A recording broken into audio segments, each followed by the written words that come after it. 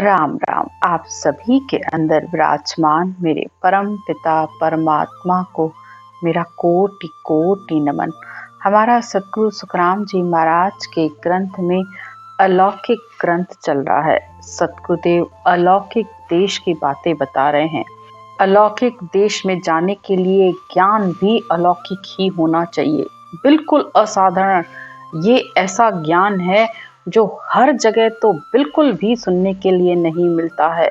इस ज्ञान के माध्यम से सतगुरुदेव हमें सुरगुण भक्ति, निर्गुण भक्ति, केवल्य भक्ति, सत्स्वरूप की भक्ति, सारी भक्तियों का ज्ञान दे रहे हैं और सारे ही लोकों का वर्णन कर रहे हैं, सारी ही समाधियों का भी ज्ञान दे रहे हैं कि कौन से लोक में कौन सी समाधि लगती है, कौन सी सुन्न कहाँ पर है, कितनी सुन्ने हैं, कितनी सुन्नों को पार करने के बाद वो अलौकिक देश, अमर लोक, परम धाम जिसे सतलोक कहा गया है, वो कब आत्मा को मिलता है। सारी यात्रा का वर्णन किया गया है और पिछले 2 दिन से सतगुरुदेव हमें 3 ब्रह्म के देश, उसके 13 लोकों का ज्ञान दे रहे हैं। उन सारी सुन्नों के बारे में बता रहे हैं, जिसमें सबसे पहली सुन्न उन्होंने हमें त्रिकुटी, फिर उसके बाद महामाया, प्रगति, ज्योति, अजर, आनंद लोक, बजर लोक, इक्खर लोक, निरंजन, निराकार, शिव ब्रह्म, यहाँ तक की सारी सुन्नों का वर्णन किया, सारे लोकों का वर्णन किया और सबका अनुभव बताया है। और कल की ज्ञान की चर्चा में यहाँ तक बताया कि इक्खर लोक में इक्खर समाधि लगती है, निरंजन निराकार में नवतत लिंग शरीर भी नहीं बचता है, यानी आत्मा का अपना मैं, मेरा, ममत्व बिल्कुल भी नहीं रहता है। और शिव ब्रह्म लोक में आत्मा जीव से शिव हो जाती है, जैसे बूंद सागर में समा जाती है उस तरीके से हो जाती है। लेकिन फिर महाप्रलय के बाद सृष्टि की उत्पत्ति होती है कि साहिब की इच्छा से जब दोबारा सृष्टि की रचना होती है तो वो आत्मा फिर वापस इस मृत्यु लोक में आ जाती है, क्योंकि वो अभी उस परमात्मा के सतलोक में नहीं पहुंची है। वहां पहुंचे बिना इस आत्मा का जन्म मरण नहीं खत्म होता है, जिसका उदाहरण भी देकर उन्होंने हमें ये समझाया कि जैसे बीज पृथ्वी के अंदर है, बीज मिल गया है उस पृथ्वी के अंदर, दिखाई नहीं दे रहा है, लेकिन या तो उसे जल दिया जाएगा या बारिश होगी तो उस बीज में से फिर अंकुर फूटेंगे और फिर वृक्ष तैयार हो जाएगा। तो इसी तरह शिव लोक तक भी पहुंचकर आत्मा जीव से शिव होकर भी इस आत्मा का जन्म मरण नहीं खत्म हुआ है। तन दुख जादिन जावसी, जादिन धरी न दे, निरंजन लग सुख राम कहे, भुगते नर ए। यानी तन का दुख उसी दिन मिटेगा इस आत्मा का जिस दिन उसे कोई भी योनि, कोई भी शरीर नहीं मिलेगा।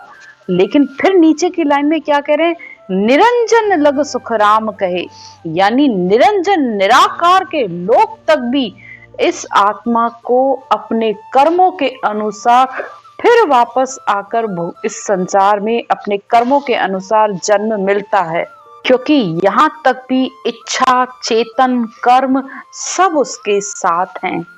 अब आगे सतगुरुदेव महाशून्य की बात कर रहे हैं। जू तरवर बीज मिल्यो धर्माई, बिरखा समय उग सब आई।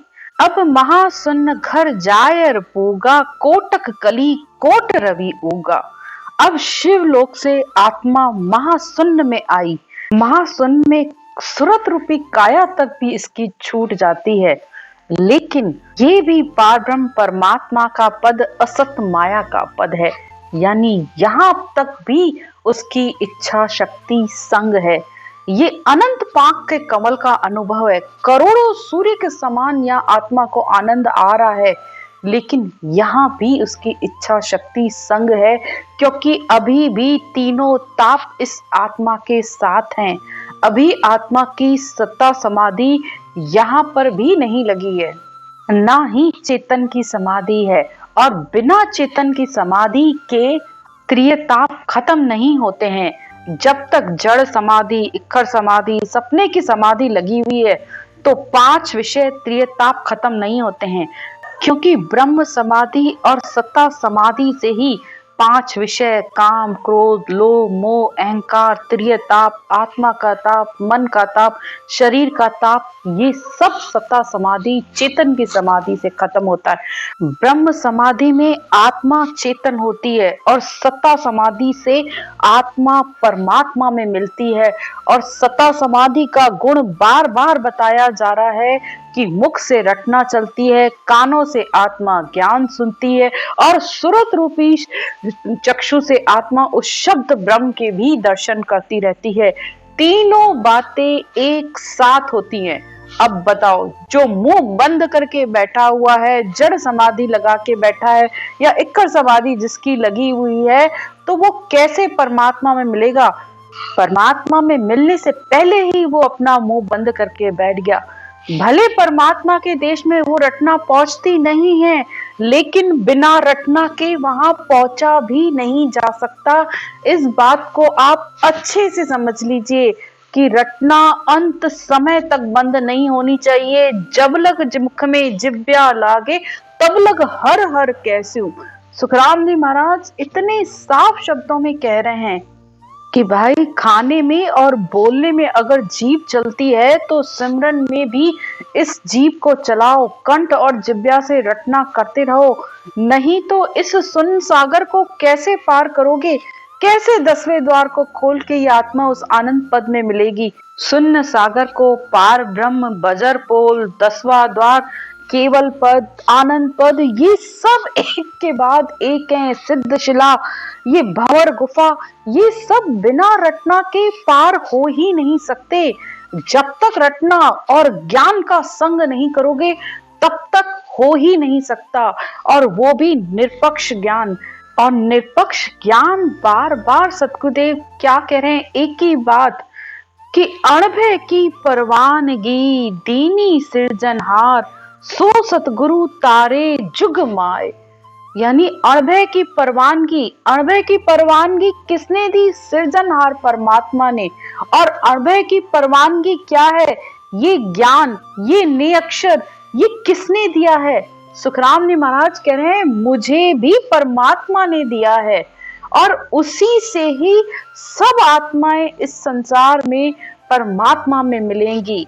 सो सतगुरु तारे जुगमाए, यहाँ सतगुरु ने अक्षर को कहा गया है। जो ये कहते हैं ना कि ज्ञान सुनाने वाला गुरु और सदगुरु सुखराम जी महाराज, तो दो नावों पे सवार हो, और दो नावों पे सवार होने वाला तरता नहीं है, डूबता है। तो ज्ञान और भक्ति करते हुए भी आत्मा डूब रही है। इसी बात को तो संतों ने कहा है, दादू दुनिया डूब गई, ले ले हरि का नाम, जाना था किस और चली गई किस गांव। तो जाना तो परमात्मा के देश में था, भक्ति भी कर रहे थे, सुमरन भी रात दिन कर रहे थे, लेकिन ज्ञानी के संग से डूब गए। यानी या तो स्वर्ग चले गए या वैकुंठ चले गए, और फिर वहां से लौट के फिर वापस इस मृत्यु लोक में आ गए। फिर इस आत्मा को सुख दुख सहन करने पड़े, फिर इस आत्मा को किसी न किसी इस 84 का चक्कर काटना पड़ा। और जबकि सदगुरुदेव क्या कह रहे हैं? अणभय कागज हाथ दे, हर भेजो जुगमाए, सो हंसा को तार सी, सुखदेव कह बजाए। सदगुरुदेव ये नहीं कह रहे हैं कि मुझे बीरमदास जी महाराज ने तारा है, ये नहीं कह रहे हैं। वो कह रहे हैं मैं तुम्हें बजा बजा कर, मतलब चौड़े और खुलकर ये बात बता रही हूँ। अणभय कागज दे, हर भेजो जुगमाए। अणभय कागज क्या है? ये अणभय की परवानगी, ये ज्ञान। और ज्ञान क्या? ये श्वास प्रश्वास में इस राम रटने की विधि को ज्ञान कहा गया है। बार बार ज्ञान जब बोला जाता है तो एक तो ये सुखराम जी महाराज ने जो ग्रंथ लिखा है वो, और दूसरा इस विधि को कहा जाता है बार बार ज्ञान। तो ये है अणभय कागज। और फिर वो जो आया है सत्शब्द ब्रह्म वैराट से, जो इस रटना और सिमरन करने पर आया है, किसी के बताने, किसी के हाथ लगाने से वो नहीं आया है भाई, वो परमात्मा के देश से आया है, और परमात्मा के देश ही तुम्हें ले जाएगा, और उसे सृजनहार परमात्मा ने तुम्हें लेने के लिए भेजा है। सो हंसा को तार सी, तो वो ही हंसों को, भक्ति करने वाली आत्माओं को तारेगा, ये ने अक्षर। तो अपने मन से इस बात को निकालो कि मेरा गुरु मुझे तारेगा, या मेरे मन विचारों इंद्रियों से जो तुम्हारे मन में आ रहा है तुम किए जा रहे हो, चलते जा रहे हो, कि मैं उससे तर जाऊंगा। नहीं, मोक्ष प्राप्ति का रास्ता आदि अनादि से एक ही है। आद भजो ऋषभ देव, अंत भजो महावीर। तो ऋषभ देव भगवान ने इस ज्ञान को, इस केवल ज्ञान को संसार में सबसे पहले बताया है। उसके बाद अनेक ही संत आए और उन संतों ने अनेक अपने साथ आत्माओं को मोक्ष में ले गए। जिस समय परमात्मा ने संसार में भेजा, उन संतों ने आकर वो इस केवल ज्ञान, इस विधि के द्वारा उन आत्माओं को मोक्ष की प्राप्ति कराई है। वो खुद भी बार बार यही कहते हैं कि हम परमात्मा के सेवक हैं, परमात्मा ने हमें ये बस देकर भेजा है, वही ज्ञान हम तुम्हें भी बता रहे हैं, और इसी ज्ञान के द्वारा वो आत्माएं अनंत मोक्ष में जाएंगी। अब आगे सद्गुरुदेव कहते, अमृत कुंड पीवे जल नावे, दिव्य रूप देही बन जावे, सुरत रूप तजी यहाँ काया, दिव्य रूप जन होए सिधाया। अब सुरत रूपी काया भी इस आत्मा ने छोड़ दी, अब वो आत्मा दिव्य काया होगी, ये संत काया बन गई है, क्योंकि केवल पद आनंद पद में अब उस आत्मा उस सत शब्द की धुन में, ये सुरता शब्द में समाकर हर समय उसका आनंद ले रही है। तो इसलिए वो आत्मा दिव्य काया, संत काया बन गई है। आगे सतगुरुदेव कहते हैं, अमृत बूंदा कण जड़े, बरसे अमोलक हीर, हंस बैठा सुखराम कहे, सुन सागर के तीर। ये शब्द की ध्वनि जैसे अमृत की बूंदे जड़ती हैं, कण जड़ते हैं, हीरे अमोलक बरसते हैं, इस तरह इस आत्मा को इस अमृत की बूंदों की तरह ये शब्द की आवाज इस गगन मंडल पर सुनाई दे रही है, और आत्मा इसका अनंत आनंद ले रही है। आत्मा इस निरंजन निराकार के शब्द का अनुभव उस सुन सागर के तीर पर बैठकर कर रही है। और ऐसा आनंद तब ही आता है जब आत्मा के ब्रह्मांड में ब्रह्म रूपी नेत्र खुलते हैं और आत्मा के साथ इस रटना की फौज होती है। जब तक ये रटना और सिमरन नहीं होगा तब तक ब्रह्मांड में ब्रह्म समाधि लग नहीं सकती, और ब्रह्मांड में ब्रह्म समाधि लगने पर सकल सृष्टि की आत्माएं ब्रह्म ही ब्रह्म दिखती हैं। जैसे भगवान राम को रावण में भी ब्रह्म दिखा। लेकिन ज्ञान कथने वाले ज्ञानी, जो कि ज्ञान में तो ये कहते हैं कि संसार से राग द्वेष सब छोड़ो, लेकिन अभी तक खुद का ही राग द्वेष नहीं मिटा। तो क्योंकि वो कह क्या रहे हैं, वो सामने वाले से ये कह रहे हैं, देवता छोड़ो, देवता छोड़ो, देवताओं को मत छोड़ो, मंदिरों में मत जाओ, यहाँ तक कि इस ज्ञान ग्रंथ को भी छोड़ दो, मैं तुम्हें मोक्ष की प्राप्ति कराऊंगा, मैं तुम्हें वहां तक ले जाऊंगा। ये कैसा ज्ञान है? कहाँ है ये? देवताओं से भी तुम्हारा राग द्वेष चल रहा है, यानी मनुष्यों से तो राग द्वेष है ही है, लेकिन देवताओं से भी राग द्वेष चल रहा है। जबकि इस सृष्टि को, सारी सृष्टि को संभालना का भार उस परमात्मा ने इन देवताओं को दे रखा है।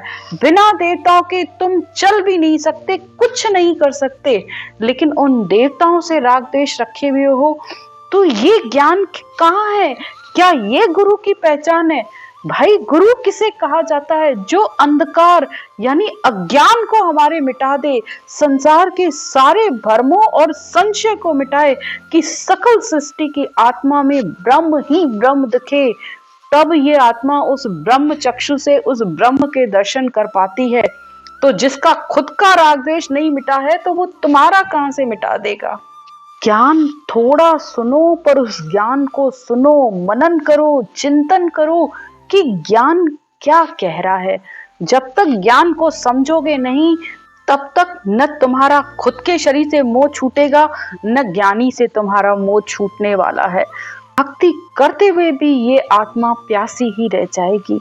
तो इस आत्मा के कल्याण की सोचो कि इस आत्मा का कल्याण किस ज्ञान में है, क्या निष्पक्ष निर्णय है, ज्ञान क्या कह रहा है।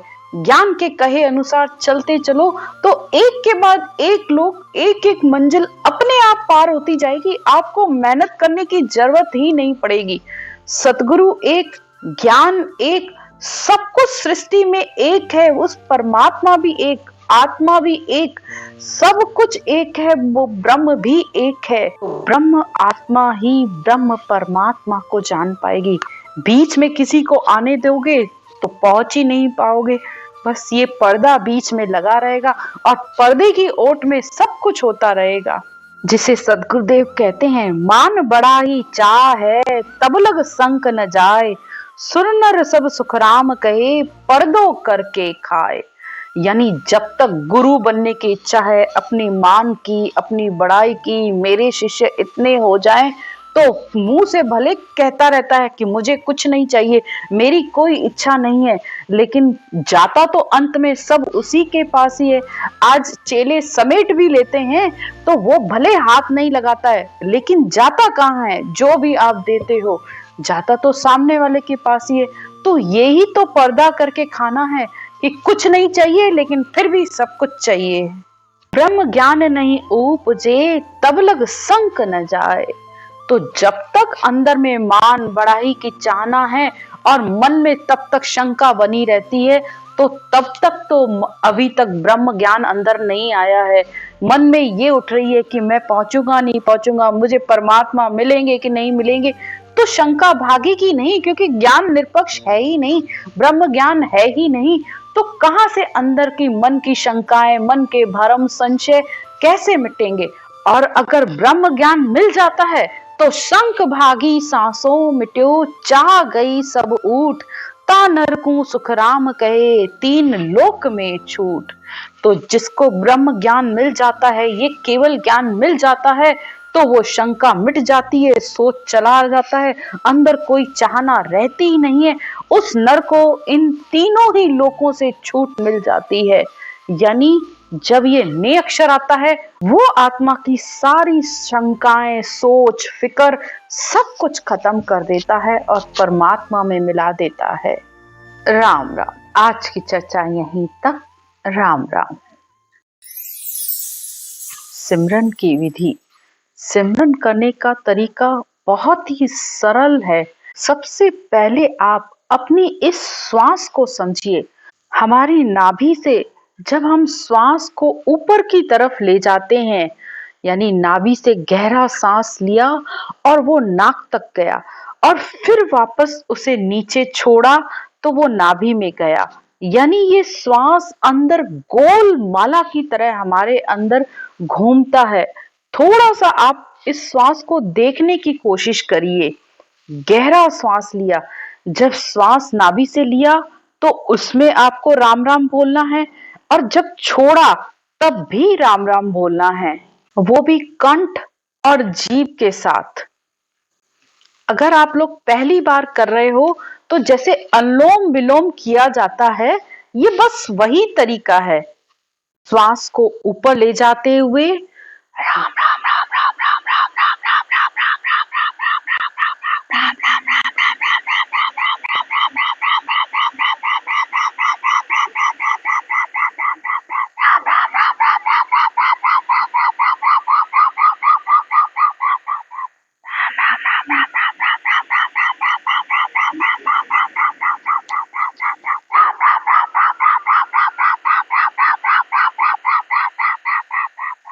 श्वास को देखते हुए आपको सिमरन करना है। ये सिमरन की विधि है। जब आप इस तरीके से सिमरन करते हो तो वो सत्शब्द, शब्द ब्रह्म ने अक्षर आकर इस कंठ कमल पर जागृत हो जाता है।